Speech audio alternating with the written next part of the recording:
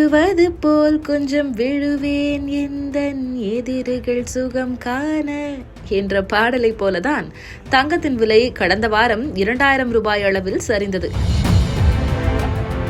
உடனே வாய் புளித்ததோ மாங்காய் புளித்ததோ என பலர் அவ்வளவுதான் இனி குறைய போகுது, ஜான் மில் சொல்லிட்டாரு 38 விழுக்காடு குறைய போகுது என ஆரூடம் சொல்லிக் கொண்டிருக்க தடாலடியாக தங்கம் மீண்டும் விலை உயர தொடங்கி இருக்கிறது.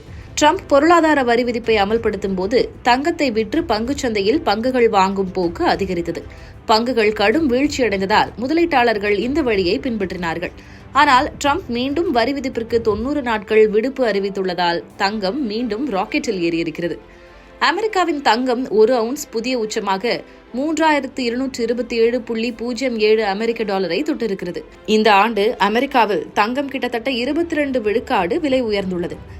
நேற்றைய விலையை விட 2.14 விழுக்காடு, அதாவது 68 அமெரிக்க டாலர்கள் ஒரே நாளில் உயர்ந்திருக்கிறது.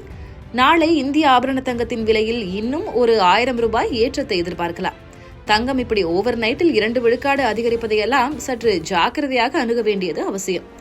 சென்னையில் ஆபரண தங்கத்தின் விலை இன்றே 70,000 தொடவிருந்தது. இன்று ஒரு சவரன் 69,960 ரூபாய்க்கு சென்னையில் ஆபரண தங்கம் விற்பனை செய்யப்பட்டு வருகிறது. 24 கேரட் தங்கம் 1 கிராம் 9,000 ரூபாயை நெருங்கிவிட்டது. நாளை இது இன்னும் அதிகமாகவே ஆக வாய்ப்புகள் இருக்கின்றது.